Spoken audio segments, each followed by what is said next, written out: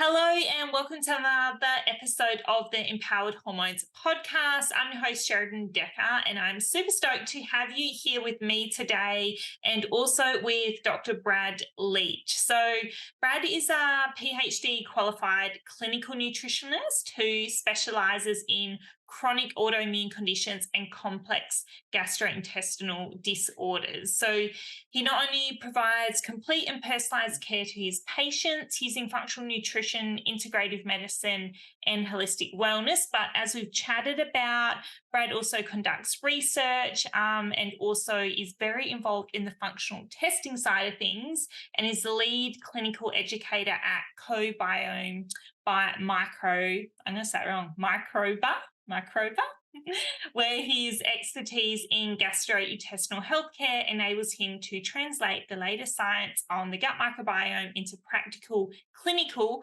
applications. So thanks so much for being here today with us, Brad. Sheridan, it's wonderful to be talking all things autoimmune disease. Oh, where did your love for autoimmune disease come from? Because I feel like most of us are driven by something personal or someone in our life, or, that's kind of given us sort of this narrow nose because there's so many areas you could have gone into. That's very true. And a lot of people in our profession get into, supporting people with hormonal problems or gut problems or autoimmune conditions because themselves suffer with said condition. I feel like I'm quite left field. I got into this profession quite young. I actually started my advanced diploma in Ayurvedic medicine at the age of 15. I actually had no idea what Ayurvedic medicine was. And for the listeners who may be going, hold on, what's Ayurvedic medicine? Basically, it's the traditional medical system of India. So it's all about food as medicine and constitution and really supporting digestive health. And so I got into that at a very young age, almost by accident. And halfway through this advanced diploma, I knew that this was where I wanted to be. And so I progressed on and did a Bachelor of Health Science at Endeavour. And partway through, I applied to be part of a research internship during the summer months. I'm one of these nerdy gut nerds who love to study even in the weekends or on my uni holidays back in the day. And so I enrolled in this research project. I applied, and the research project was called Diet, Digestive Health and Autoimmune Disease, where basically myself and a few other associates conducted a number of literature reviews and research projects looking at the impact of diet, digestive health and autoimmune disease. Fast forward a little bit, I finished my undergrad degree and I go into my honours. And I sit down with my honours supervisors and I said, all right, I want to find the cure for autoimmune disease. Now, they just looked at each other and they looked at me and almost had a little bit of a chuckle to themselves. And they say, Brad, we admire your passion, we admire your drive, but you're not going to find the cure for all autoimmune diseases in your honours or in your PhD. They said, find one small, tiny little element of autoimmune disease management that you want to focus on. And so I did a bit of further investigation and really reflected on what I'm seeing in clinical practice. And the one component that I came to this conclusion on was this concept of leaky gut or increased intestinal permeability. So it's this reaction within the small intestines that opens up in response to particular proteins, causing an exacerbation of an autoimmune disease. And there was actually research to show that this leaky gut reaction pre-perceived autoimmune disease development. So people would get this leaky gut before they developed an autoimmune disease. So I dedicated the better part of 8 years of research really focusing on this leaky gut reaction because I'm very passionate about autoimmune conditions. Now, fast forward 8-10 years, I've now been able to apply this research and this understanding, this passion for autoimmune disease back onto gut health. And the two work hand in hand. Gut health and autoimmune disease, they are always interlinked. So really, that's basically my passion and how I got into the area of not just microbiome research, but supporting patients with autoimmune conditions. So when the patients you support now with autoimmune conditions, you're not what's the word? You're not picky. Like you're not like, I only do Hashimoto's or I only do psoriasis or you only do one area. You work across the board in most autoimmune conditions. So what we know is that there's over 100 different autoimmune conditions. I could probably rattle off maybe 20 autoimmune conditions, but it happens quite frequently where patients come to me and they say, I have this autoimmune disease. And I nod my head and I basically say, well, I've never heard of this autoimmune disease. It's the prevalence is 0.05% of the world population. It's such a small area. But I'm sure you can understand that we view autoimmune conditions almost as a group whereby they have a lot of the same risk factors, and it's all about modifying these risk factors and supporting optimal health. Even though there may not be research on these really rare autoimmune conditions, we can apply this functional nutrition understanding to support patients even when there's no research on that particular autoimmune condition. Yeah, yeah, I love that. Like, I think back to my health journey, and so much of it started when I had that immune sort of flare up and went overseas and got SIBO and parasites and all that stuff. And then I sort of developed psoriasis and gluten intolerance and all these other sort of things that came about. But if I'd known at the time the understanding of what was actually going on rather than, this is 10 years ago. So you go through this long sort of health battle. And I just feel like now leaky gut is almost a little bit of a catchphrase. Like people kind of know the term, they don't understand it fully, but they sort of know it's there because I have a lot of people come to me with no knowledge and go, I've got leaky gut. It's like, okay, well, you haven't actually been diagnosed or this and that, but they just have this term in their head. And it's quite sort of interesting having watched it developed. And you probably would have seen that from the start of your research when this passion first started to now going, people probably come to you and say similar things like, I've got leaky gut, but have no understanding of what that actually means. And a lot of the time, people will just blame their clinical symptoms on leaky gut. But then when you measure them for leaky gut, they don't actually have it. And to try and to explain that to a patient who believes that they've got leaky gut, when you say we've done all the measurements, you don't actually have leaky gut, there's something else going on. It could be an imbalance in their bacteria in their gut, a dysbiosis. It could be inflammation in the gut. There could be so many other reactions or conditions happening within the gut that may not just be leaky gut. What do you think is the best or most accurate testing for leaky gut? There's a variety of different tests when it comes around to measuring for leaky gut. The most reliable would be stool zonulin.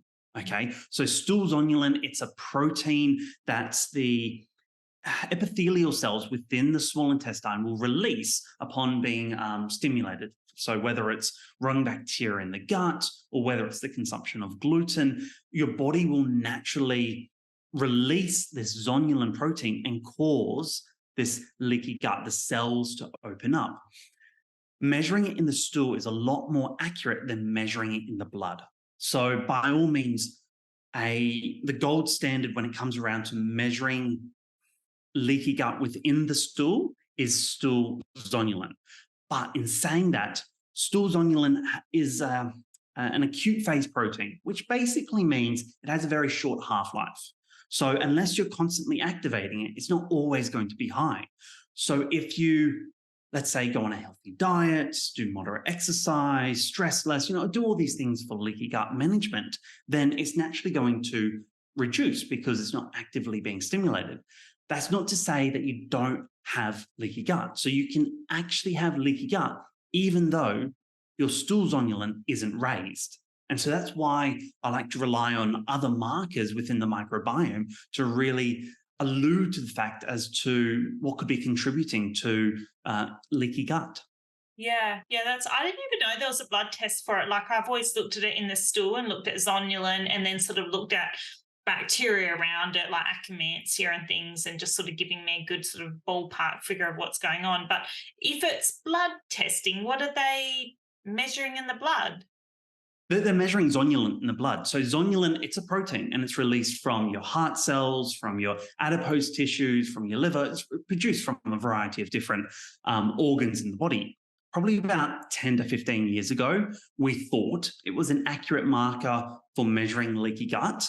But probably in the last 5 to 8 years, research has come out reconfirming time and time again that it does not correlate with stool zonulin. It does not correlate with other markers for leaky gut. And then thereby, we should not be using serum zonulin to understand whether or not someone has leaky gut.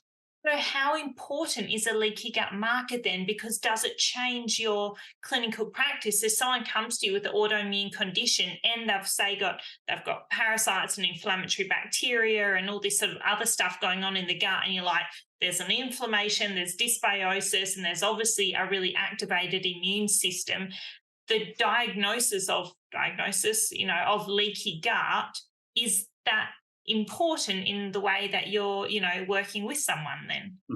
What we know is based on the research I did a number of years ago, there's a number of what we refer to as modifiable risk factors for when it comes around to an autoimmune disease development or exacerbation. So actually getting a diagnosis of an autoimmune disease or having your autoimmune condition become worse.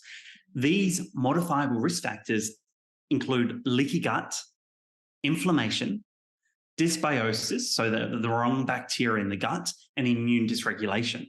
And so what I actually showed in this initial research was these four modifiable risk factors, not only do they independently contribute to a autoimmune disease state, but they also indirectly contribute to autoimmunity through impacting each of the other modifiable risk factors. So leaky gut can contribute to gut inflammation. Gut inflammation can contribute to leaky gut. Leaky gut can contribute to dysbiosis.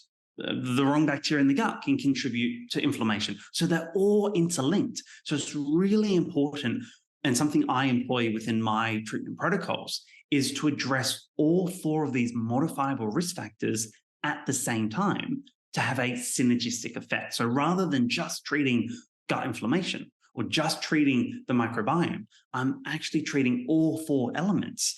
Sometimes patients won't have leaky gut because 1 in 3 individuals who have an associated condition, so if they've got Crohn's disease or IBS, 1 in 3 will have leaky gut. So it's about a 30% prevalence rate. But that will fluctuate over time and during the year. So when you measure that particular patient, they may not have leaky gut at that point in time, but they may develop it 3-6 months later because of these other modifiable risk factors contributing to the leaky gut. That's interesting. I like that because I suppose, from a treatment point of view, like I always kind of look at it and go, okay, what things can I remove? What things can I change? Obviously, externally, diet, stress, lifestyle, all that kind of stuff. And then internally going, well, if there is a massive candida overgrowth or a heap of parasites or something, working on balancing that out. But there's so many things to consider then, because then you're also thinking about the autoimmune condition as well and supporting that whole immune system. And I don't know, like I find as a practitioner, sometimes that's quite overwhelming when you're like, oh, there's so many areas to address here. And then same for a client as well, because they're just sort of coming to terms with the fact that, shivers, my diet actually impacts, whatever my autoimmune condition is as well. So there's, I guess, stepping through those things and, like you said, going, okay, we do need to address a large range of areas. But what is, for you, what's the first kind of thing you tend to address in someone? When it comes around to managing a autoimmune condition, it's finding those root causes. What is the root cause for their imbalance of bacteria in the gut? What is the root cause behind their leaky gut? What is the root cause behind their inflammation? And why are they mounting an immune response to their own cells? Understanding those root causes will then direct my treatment approach. So it's cleaning up the diet. It's really understanding how these factors are contributing to an autoimmune disease and addressing them at the root cause. Yeah. And I assume then you use a range of testing to be able to do this. Like we speak briefly about zonulin, but what, on a large point of view, what are your favorite sort of testing? Is it just bloods? Is it stool testing? Is it SIBO testing? What do you love to utilize?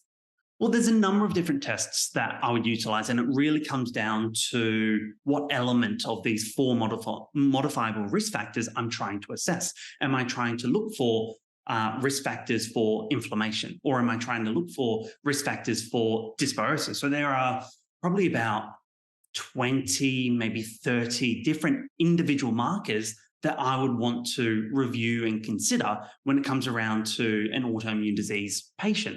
So, really understanding whether or not their dysbiosis is contributing to their autoimmune disease, whether or not their inflammation is contributing to their autoimmune disease. Would you like me to go through each of these in order onto what markers I'd be looking for under each modifiable risk factor? Yeah, that'd be awesome. Yeah, that'd be amazing. Give us sort of some insight. Where would you like me to start? Would you like me to start with the microbiome, leaky gut, inflammation? Go microbiome because that's my Let's go favorite. microbiome. Okay. So when it comes around to measuring the microbiome, there's a number of key things that we need to consider. We need to consider who is there and what is their function, right? Understanding not just which species are there, but what they're doing in the gut provides me as the practitioner with a better understanding to go, well, hold on. You've got all of these species. I don't know what they are because there's 28,000 different species that could be in the guts. On average, there's about 4 to 6,000 found within the human microbiome. And in an individual, there's anywhere between 110 to 200 species. I can't know every single one of those species. To put this into perspective, I think I'm very much healthy. I was born vaginally. I have no gastrointestinal disorders. I've never taken antibiotics. I've never done NSAIDs. I'm that picture of health when it comes around to a good microbiome. I've got about 230 species within my gut. And I often think, oh, this is great. I've got 230 different species in my gut. I've got such a diverse microbiome. But I came across this research article about a month ago that looked at the microbiome of individuals in sub-Saharan Africa and rural parts of Africa. They have 750 species, double, almost triple what I have. I'm blown away. I'm like, I need to move to Africa. I need to improve my microbiome. So I thought that's a really fascinating thing when it comes around to diversity of the microbiome. So that's one thing I look for. I look for how many species are in the gut and whether or not they're even. So there's this concept of a particular marker called a Shannon index. So that's looking at your microbial diversity to see whether or not it's even, whether or not there's an overgrowth of particular pathogens or pathobionts or an undergrowth of your commensals of your good bacteria. So I mentioned just before pathobionts. Now, this is a very scientific term, and I just want to break it down for you and the listeners. A pathobionts is not a pathogen. So pathobionts it's a species of bacteria which is linked with a negative health outcome.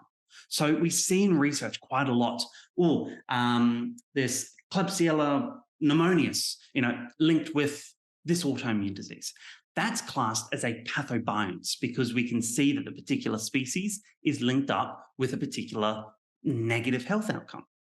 Okay. And so when I assess someone's microbiome, I look at all of these different species to go, how many pathobionts are there and how many good bacteria are there, and get a very comprehensive understanding on what they're doing. Now, when we actually look at the DNA of bacteria, when we actually look at the whole microbiome, rather than just looking at just a few select species, when we actually look at the whole microbiome, we can understand the function. Because the function tells myself as a practitioner, you as a practitioner, and even listeners what the microbiome is doing. When I say function, I'm referring to the production of microbial metabolites. So little compounds, microbial metabolites, such as short-chain fatty acids, such as butyrate. So your microbiome can produce these little microbial metabolites, including your short-chain fatty acids. These are a good thing. But your microbiome can also produce quite negative microbial metabolites. And I'll go through a few of those later on. but they can be linked with, increased intestinal permeability. They can be linked with triggers of autoimmune disease. They can be linked with gut inflammation.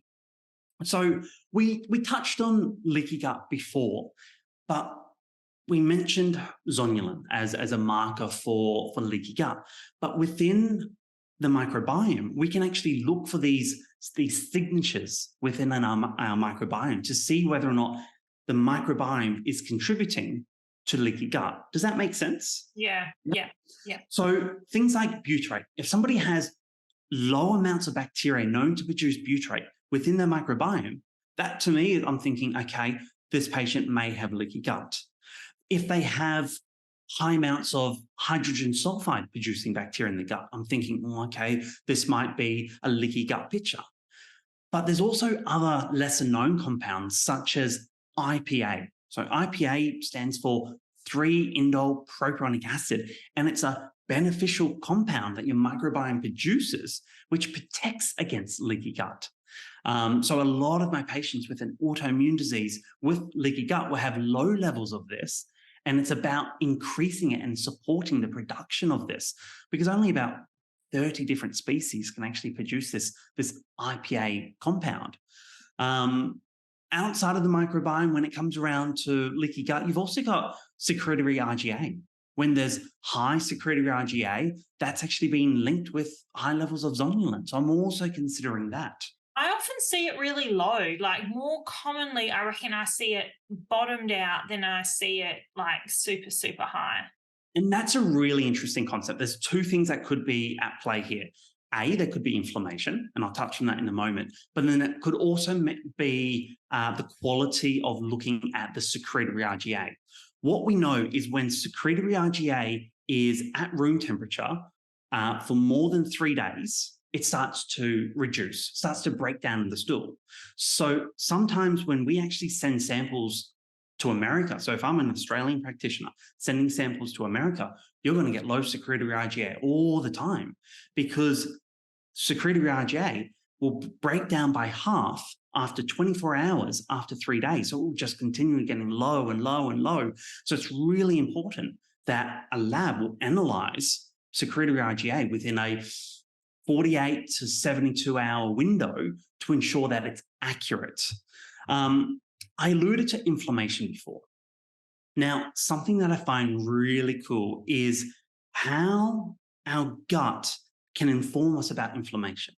Now, it can inform us about both intestinal inflammation and systemic inflammation, both of which are driving factors for an autoimmune disease. So secretory IgA, what is really fascinating when it comes around to a inflamed gut, it can be either high or low. So high levels is almost like this beginning stage of inflammation within the gut. Your body's like trying to fight this inflammation within the gut. But after a long period of time, it can actually bottom out and become quite low. I like to describe this as like a cortisol picture. So as you'd have an understanding, when somebody's quite stressed, okay, their cortisol will go really high. But if you're stressed for a very long period of time, what's going to happen is your cortisol is going to bottom out. Same thing is going to happen here with secretory IgA in relation to gut inflammation. Initially, it will be high, but then after a period of time, it's going to bottom out. So it could also be low. So that's quite a novel way to look at gut inflammation. Yeah. In saying that, there's other markers of gut inflammation that we can look at as practitioners, which can allude to the fact whether or not inflammation is driving the autoimmune disease. So two very common markers are calprotectin and lactoferrin. Very accurate markers when it comes around to measuring gut inflammation. So calprotectin, just think of it as a marker of inflammation within the gut. If there's low-grade inflammation, it's going to be slightly elevated, but it's very accurate for things like inflammatory bowel disease, a type of autoimmune disease based within the gut. But we also have lactoferrin. So lactoferrin is less known and not as frequently used within healthcare, but the research behind lactoferrin is amazing. So it's very sensitive, and it will only be raised in people with, let's say, Crohn's disease. Yeah, I had a client with, and I've only seen it maybe once or twice come up, and she had raised lactoferrin, CIGA, lysozyme, and a few others, and had got her off for a full thyroid panel, antibodies, everything came back raised, and GP's like, no, no, no, it's fine. And I was like, not fine. Referred her off to a gastroenterologist, just going, I need a medical opinion on this as well, because I feel a Mhm. bit out of my depth. And they were just like, no, don't think it's important, not going to run any testing for it. And she had so much inflammation in her gut. Like, it was one of the worst cases I've ever seen. And I was just blown away by the medical system, who they were all like, don't believe in functional reports. But then I was like, that's cool, but run your own at least, because I'm saying to you, she's got so much inflammation. And they were kind of like, whatever. And then with all the thyroid stuff as well, it's just like one of the worst autoimmune conditions I've seen. And exactly what you did is what we should be doing. And my heart goes out to patients who get trapped in this medical catch-22. But if there's raised red flags, if there's blood in the stool, if there's calprotectin or lactoferrin, if there's any of these very serious markers elevated, we shouldn't just be coming at it from, oh, let's treat inflammation, let's give some omega-3s and some curcumin, some aloe vera, things that we would normally do. We first need to ensure we do proper investigation. And patients, I had a patient just last week going, do I really need to go to the GP to have a colonoscopy? And my role is to say, well, yes, you do. You have a marker that may indicate a type of inflammatory bowel disease. If I just go treating your inflammation, yes, you're going to start to feel better. Yes, that marker is going to come down. But without a proper diagnosis, I won't know what else is going on. So if somebody just had inflammation in the gut, I'd be treating that inflammation. But if someone went and did a colonoscopy, found out that they had early stage ulcerative colitis or Crohn's disease, not only would I be treating the inflammation, I'd be treating the other modifiable risk factors. I'd be going, okay, what is your microbiome doing? How regulated is your immune system? Is there any systemic inflammation? Understanding all those other factors to ensure that there's a holistic approach when it comes around to treating them as an individual. Yeah, and I just think that again highlights how important this testing is. And a lot of people, I fully understand, don't want to outlay the couple $100 or whatever it is for testing because it's expensive and Medicare doesn't cover it and blah, blah, blah. But someone can present to you with loose stools and they could just be, have low grade SIBO or something. And you're like, okay, that's one thing, but someone else could have a whole gut inflamed picture going on as well. And it's so hard as a practitioner when someone's quite resistant sort of to the testing, but then you get these tests back with so many raised markers and you're like, Flip, I'm so glad we did this, because now, go do the next step. We'll see another medical practitioner, get a second opinion, and let's address the whole thing. And I just think it's so important. 100%. And I agree with everything you just said.